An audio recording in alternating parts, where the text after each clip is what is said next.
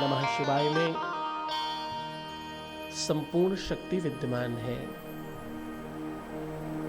नमः शिवाय में संपूर्णता मानो एक साथ विद्यमान है। ओम नमः शिवाय में नवग्रह विद्यमान है।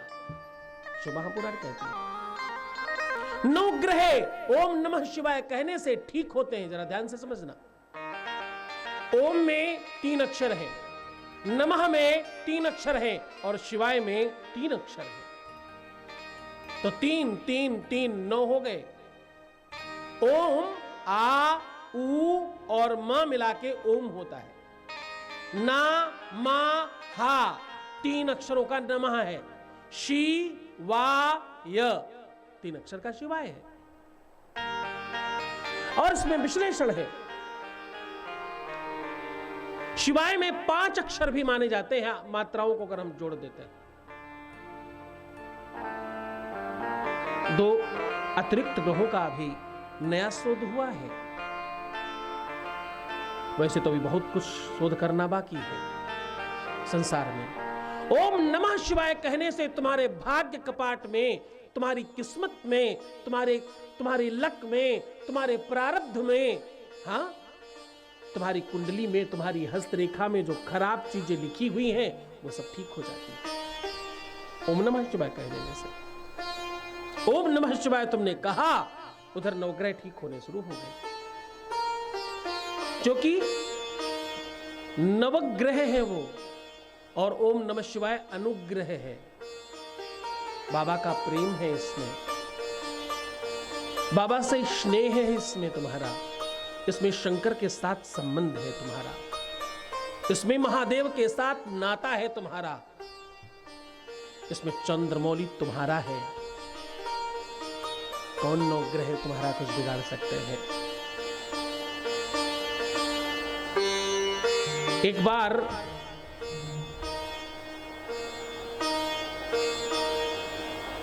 शनि को, क्योंकि शनि सबके ऊपर आता है, शनि को भगवान शिव के ऊपर 7.5 सालों का टाइम मिला।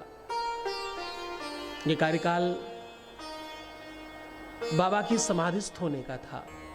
शनि गया और बाबा को प्रणाम किया और बोला, बाबा कल से मेरा 7.5 साल का समय शुरू हो रहा है।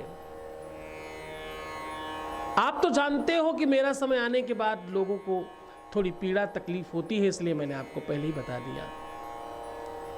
बाबा बोले, जब बच्चे बहुत बड़े हो जाएं तो कभी कभी कुछ बड़ी बातें करने लगते हैं। शनि जाओ, तुम मेरे बच्चे हो, तुम मेरे अपने हो, इसलिए तुम्हारी इस धृष्टता को भी माफ कर रहा हूं, क्षमा कर रहा हूं। जाओ शनि, आनंद से रहो, तुम्हारे 7.5 साल मुझे मंजूर है।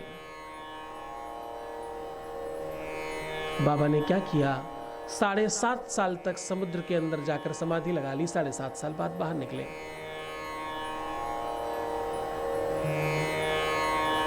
शनि मिले, बाबा ने पूछा, क्यों भाई शनि कैसे हो?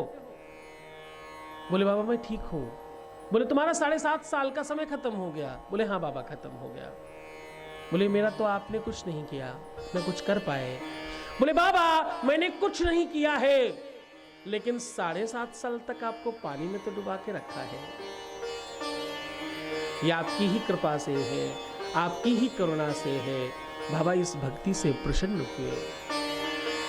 बोले, जो भी मेरे पर पानी चढ़ाएगा, जो भी मेरे पर जल से स्नान कराएगा मुझे, शनि में तुम्हें आशीर्वाद देता हूं, उसे शनि के प्रकोप से शांति मिलेगी। क्या होगा? शनि के प्रकोप से शांति मिलेगी।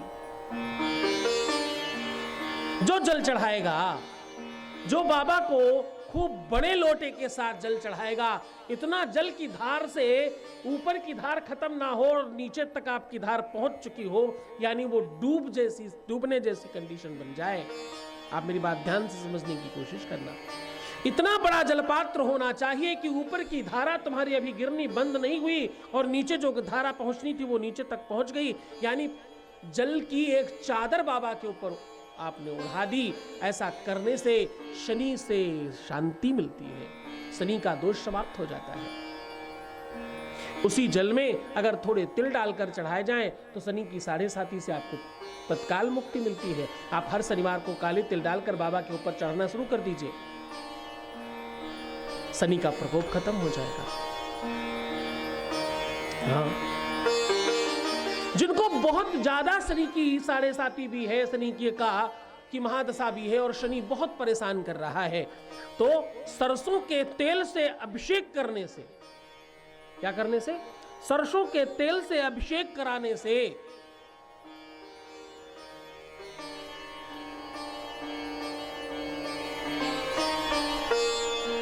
अगर आप बाबा पर सरसों के तेल का अभिषेक करते हैं श्रृंगी से, तो आपके ऊपर से शनि का किसी भी प्रकार का कोई प्रकोप हो समाप्त हो जाता है। बात यही तक नहीं है, केवल शनि की शांति नहीं होती, अगर आप सरसों के तेल से अभिषेक करते हैं तो शत्रु समाप्त होते हैं, अकस्मात आए हुए रोग समाप्त हो जाते हैं और अकस्मात आई हुई विपत्ति और आपत्ति समाप्त हो जाती है। किसी भी चीज में तुम्हें विजय श्री की प्राप्ति करनी हो तो भी इस उपाय से आपको लाभ मिलता है।